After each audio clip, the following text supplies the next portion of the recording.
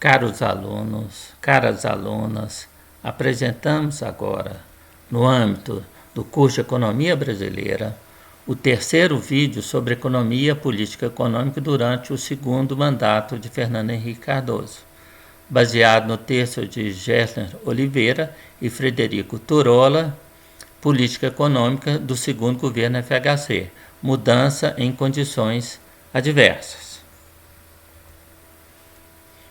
E vamos tratar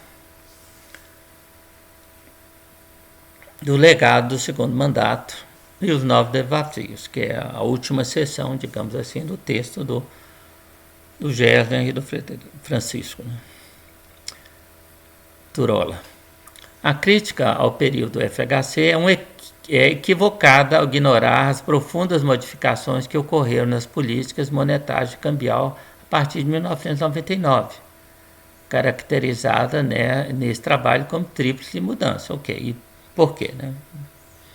O período do segundo mandato marcou o restabelecimento de políticas monetária e cambial mais equilibradas, que criaram as condições de solvência tanto do setor público como do setor externo. Né? Bem, então vamos examinar. Né? Primeiro, né? A política monetária não foi uma decisão do governo, foi uma consequência do ataque especulativo. Né? Mas ele poderia ter voltado ao sistema. Poderia não ter.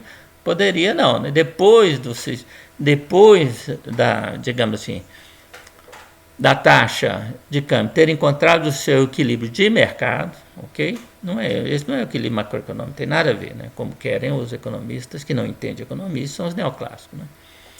Então, não tem nada a ver. Né? Então, quando você tem, digamos assim, uma taxa de flutuante, ela flutua, você teve um ataque especulativo, a taxa de câmbio em janeiro de 99, né, ela explodiu, vai chegar lá em cima, depois cai, depois sobe de novo, depois cai menos, sobe menos, cai menos, depois sobe um pouquinho, depois cai um pouquinho, depois mais ou menos se estabiliza. Isso é o equilíbrio de mercado, né, que você não sabe quando está atingido, mas chega um momento que você vê que a taxa de câmbio está mais ou menos estável, aí atingiu o equilíbrio de mercado. Então aí você poderia estabelecer um regime de câmbio administrado. Né? Agora depende da administração de câmbio que você vai ter. Né? Nós já comentamos aqui no vídeo passado, por exemplo, a administração do câmbio, né, durante o milagre econômico, antes até, né, de 1900, depois do golpe militar até 73, foi uma administração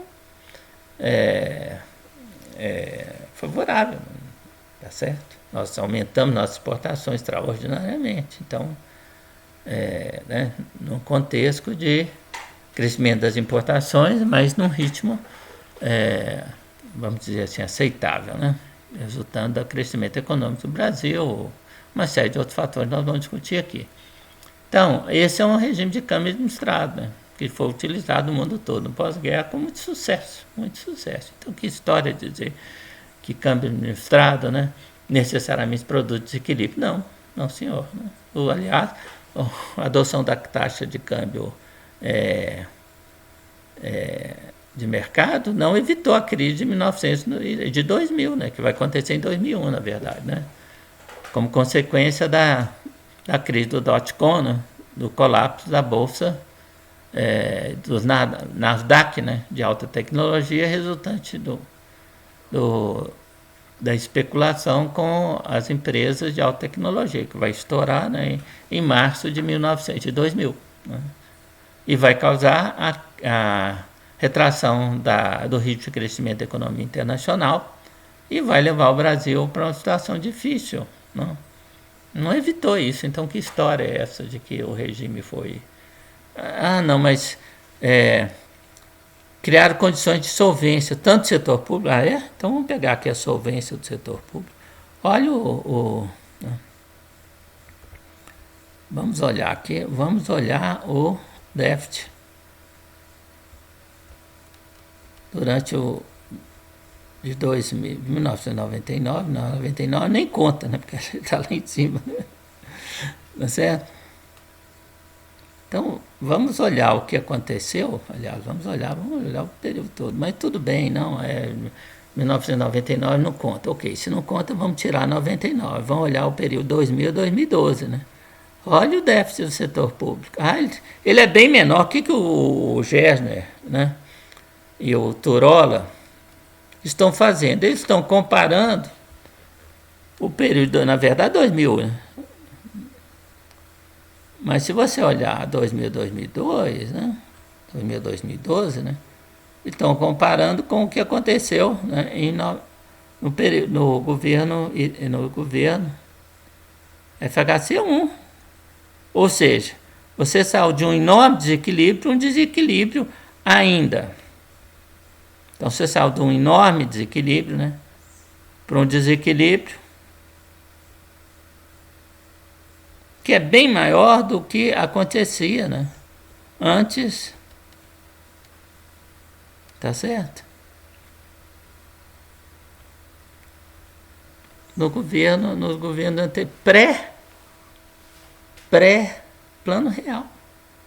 Aliás, o plano real, um dos diagnósticos totalmente equivocados do plano real, é que o problema da inflação brasileira tinha a ver sobre déficit público. Não tinha déficit. Primeiro, o déficit público brasileiro é pequenininho, né?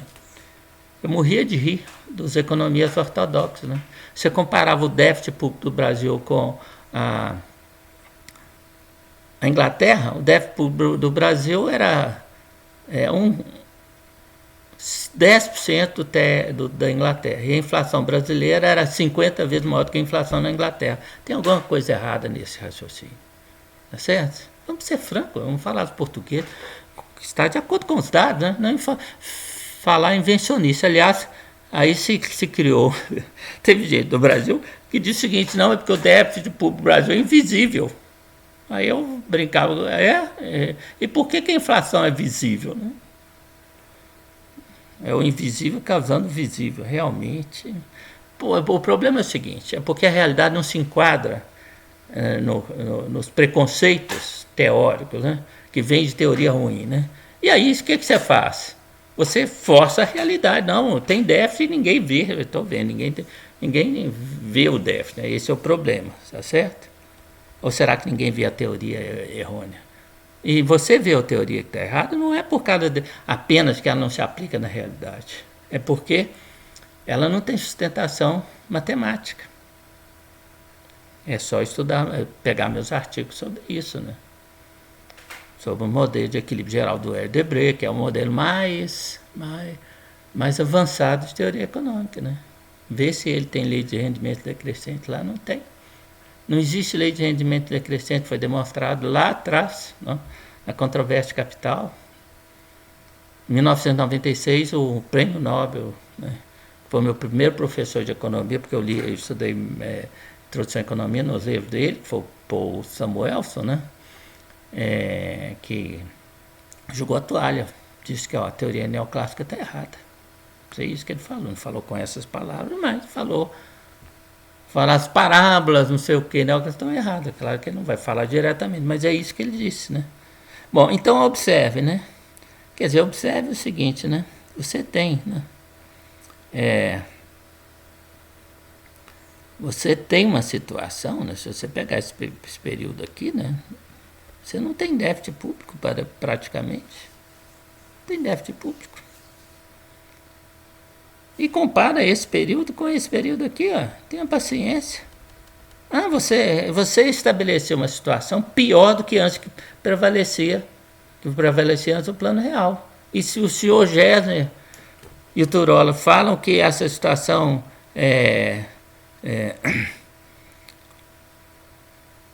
criaram condições de solvência para o setor público, se antes já era considerado insolvente, agora Deus me livre, né? Então é isso, gente. Então é isso, né? É realmente lamentável o que a gente tem de diagnósticos sobre a economia brasileira, de avaliações dos programas dos governos. É lamentável, né? Bom, e aí, e o setor externo? O setor externo em 2002 melhorou. Melhorou por quê, né? Por causa da melhoria do saldo da balança comercial. Ah, o saldo da balança, isso é o resultado do dólar? Pouquinho né? Mas o grande responsável disso foi a queda, né, das importações. Resultado do dólar, e em segundo lugar, da desaceleração econômica da economia brasileira. Então, isso não tem, quer dizer, isso não tem nada de estável, nada de indicar alguma coisa para o futuro. Isso é invenção, pura invenção. No entanto, a sucessão de choques externos desfavoráveis e presentes desequilíbrios que foram acumulados no esforço de estabilização durante o primeiro mandato, está faltando aqui uma aspas, né? Porque isso aqui é citação, né? Terminaram por comprometer o crescimento, reforçar o processo de fadiga das reformas estruturais, especialmente a reforma tributária e o aperfeiçoamento do marketing regulatório. O que tem reforma tributária a ver com o assunto? Porque se fizesse primeiro, reforma tributária no Brasil, né, é condicionada pelas classes sociais existentes. E quem comanda o Brasil não está interessado em reforma. E quem reforma nas reformas que foram favoráveis a eles, o capital financeiro, né? Foi a reforma da Previdência, tá certo? A flexibilização das relações de trabalho, né? A privatização, né? Isso tudo foi reforma e foi implementado, a abertura comercial, né? E levaram o país para essa situação crítica.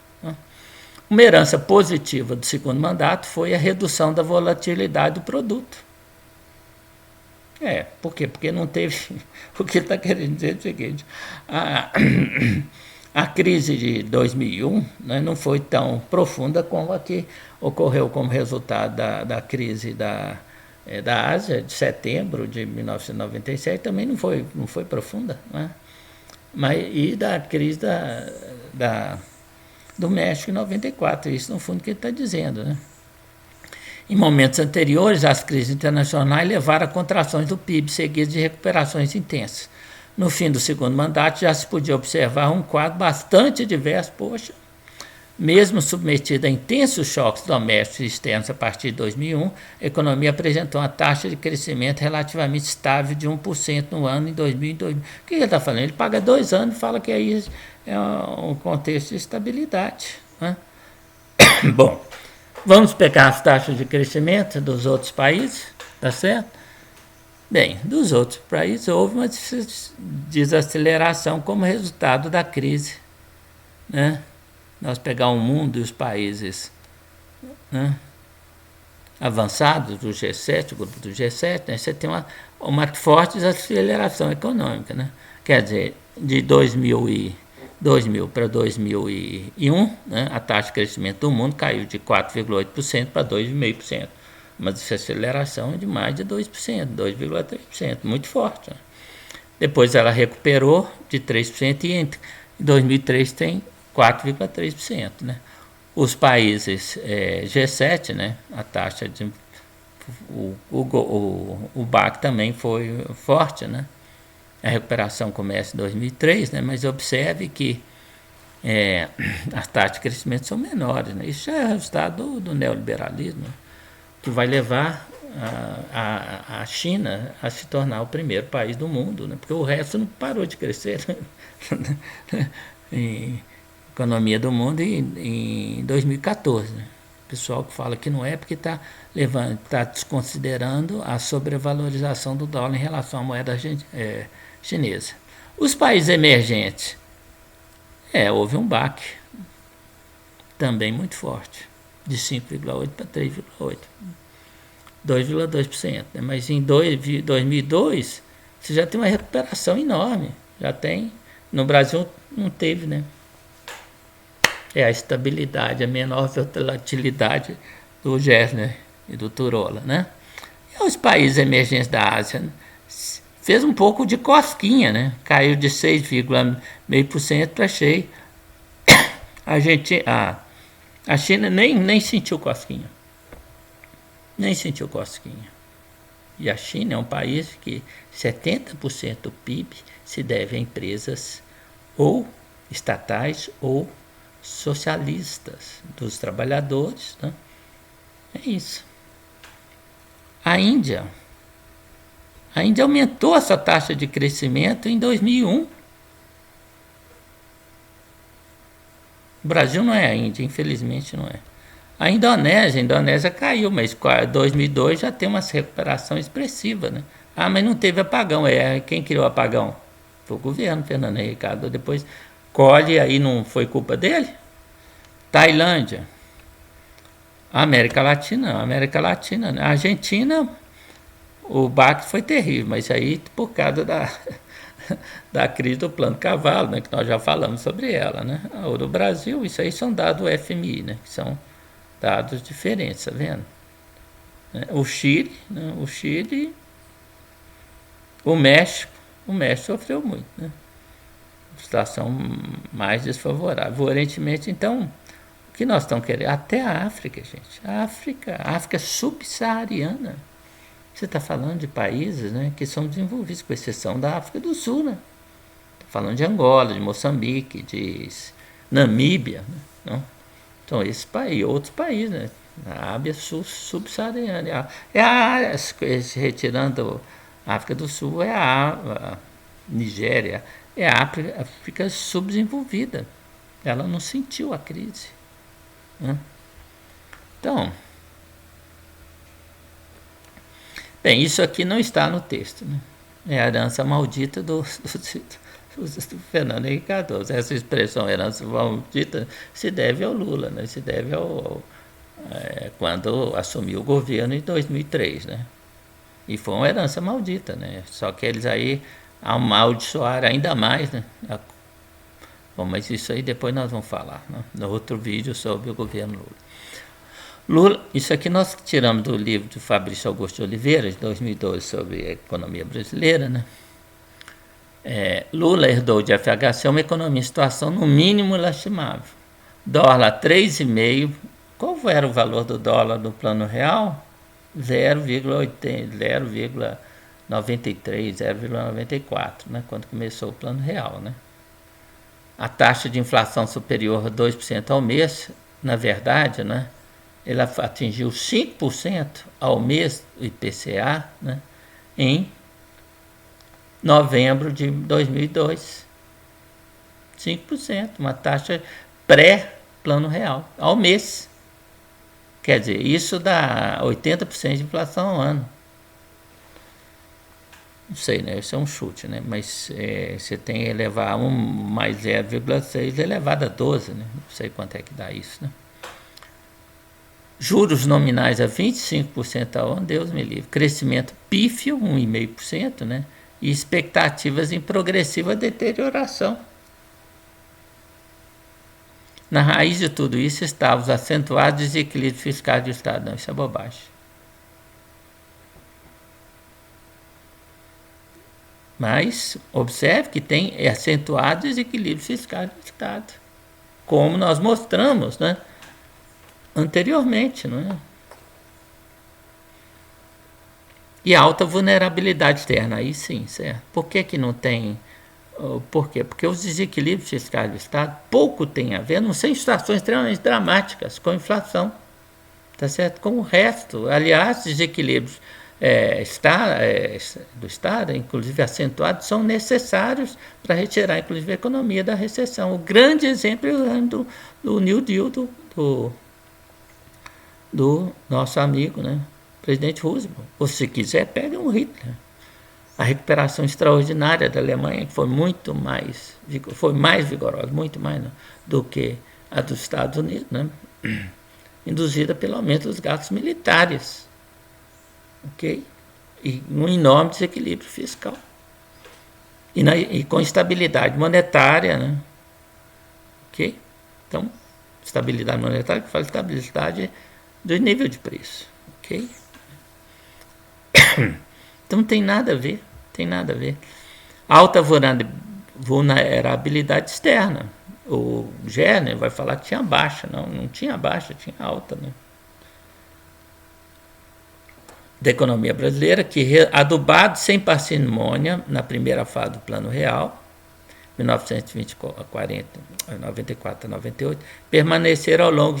Isso não é a primeira fase, é do Plano Real, né? Parcimônia na primeira fase, não, é no Plano Real, acabou, né, em janeiro de 1999 com a desvalorização do real. Ali, a partir de outro, não tem mais Plano Real, mas isso é outra história. Nós não estamos discutindo aqui com o senhor Fabrício de Oliveira, professor, mas com o senhor Gessner e o Turola.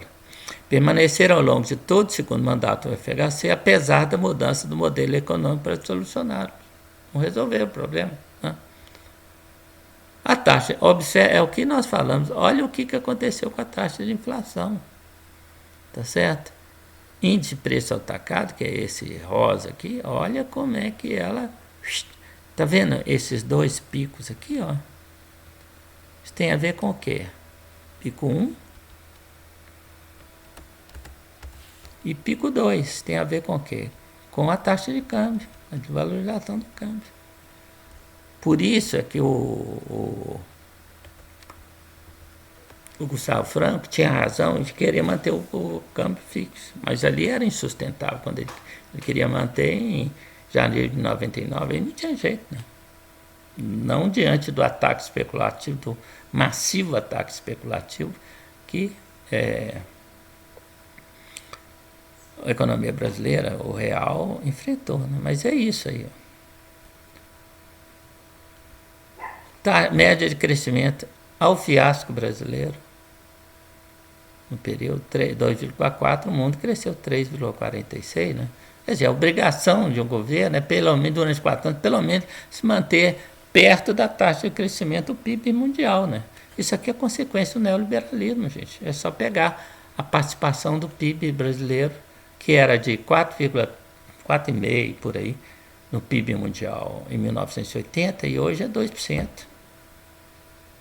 E isso é o resultado do senhor do modelo neoliberal, o senhor Fernando Henrique Cardoso. O desemprego. Olha a taxa de desemprego, tá certo? Que vai, né,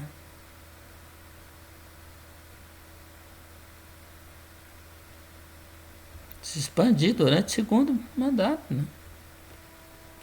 Depois ele cai um pouquinho, mas olha o patamar que ele está. Quer dizer, como está a notícia, o desemprego cresce 38% no governo FHC.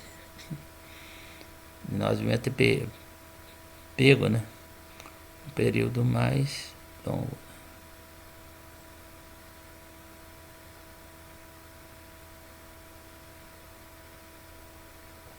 Não, é isso mesmo, né? O que nós pegamos aqui? Né? Nós estamos comparando, né? Não, 80 é isso aí. Observem o que aconteceu, né, com a balança comercial, né? Olha aqui, gente.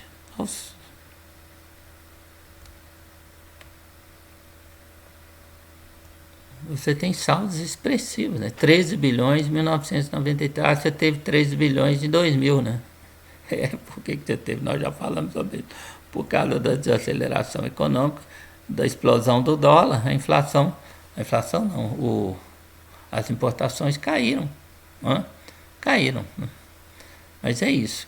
Isso aqui, né? Isso aqui foi o resultado da abertura comercial aqui, ó. Aliado ao crescimento econômico e à valorização do dólar, é verdade, né? Quer dizer, olha o segundo mandato. Você não tem saldos expressivos da balança comercial, a não ser 2001, porque você também, né, tem uma recessão, mas você tem um pequeno crescimento. Né? E eu observo o seguinte, isso aqui já é um sinal muito importante. Foi o crescimento das exportações. Também nada tem a ver com isso tem a ver com a recuperação da economia internacional. Mas nós não mostramos que a economia internacional só recuperou a partir... os países desenvolvidos se recuperam, mas vários países, né, inclusive a China, né, vai se recuperar antes. E as exportações brasileiras vão ser favorecidas por isso. Aqui, isso aí é uma sangria enorme. Olha, isso aqui é resultado direto da estratégia. Começou antes, né? Do senhor Fernando Henrique Cardoso e sua equipe econômica.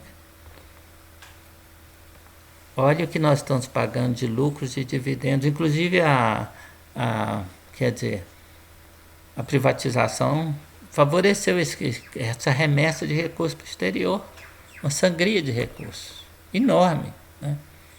Quer dizer, observe que nós saímos de 2 bilhões de dólares em 93 para 8 bilhões de dólares em 98. Depois caiu, mas se manteve, né? É um nível, um patamar, né? Um patamar extraordinário. É o patamar de 6 bilhões de dólares, mais ou menos, de reserva de pagamento de lucros, dividendos, remessa de lucros, dividendos e de royalties. Fora os juros, né? Que nós não colocamos aqui.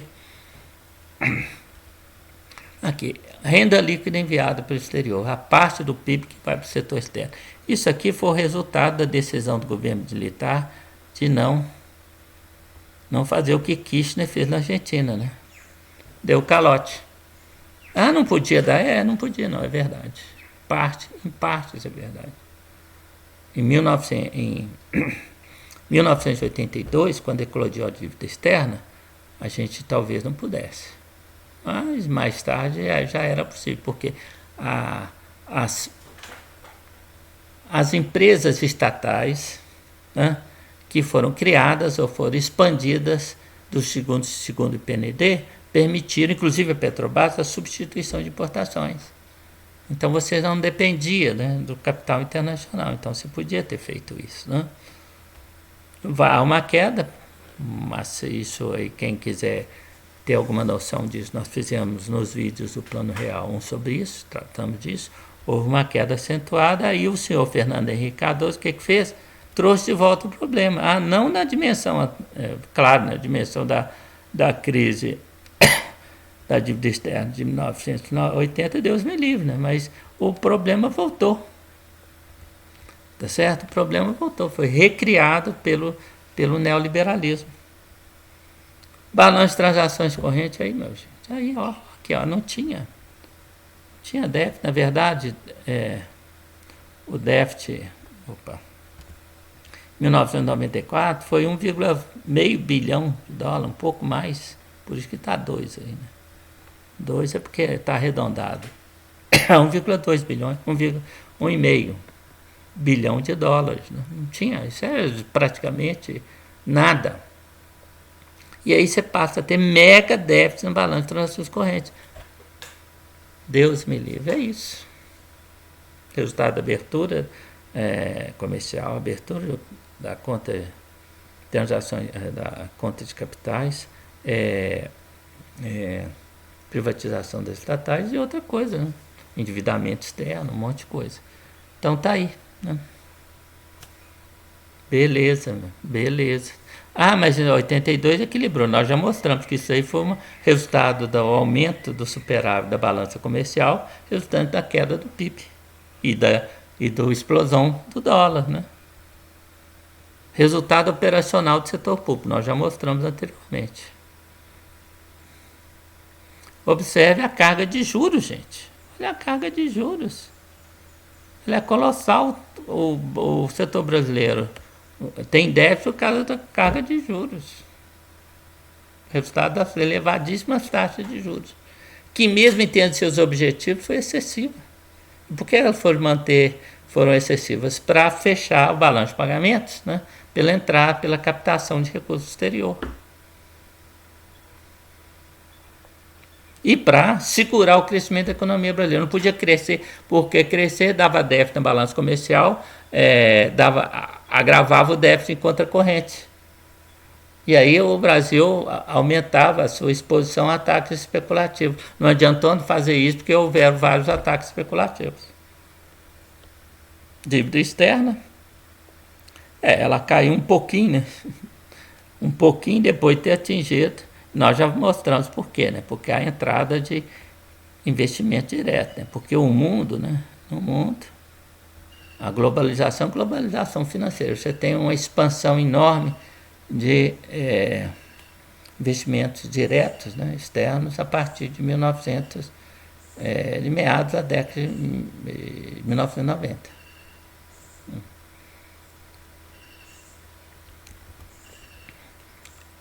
Dívida líquida do setor público aí, ó. Se tem déficit, cresce a dívida líquida do setor público. E isso é os equilíbrios do que o senhor Gérson de Oliveira e o senhor Turola afirmam. Que situação é essa? Bom, referência, né? Nós usamos, na verdade, o texto do Gérson de Oliveira e do Frederico Turola. Né? De vez em quando eu chamo ele de Francisco, desculpe. Né? E eu usei um pouquinho do texto do Fabrício Augusto Oliveira, segunda fase do Plano Real, que não é a segunda fase do Plano Real, é o segundo governo FHC. Né?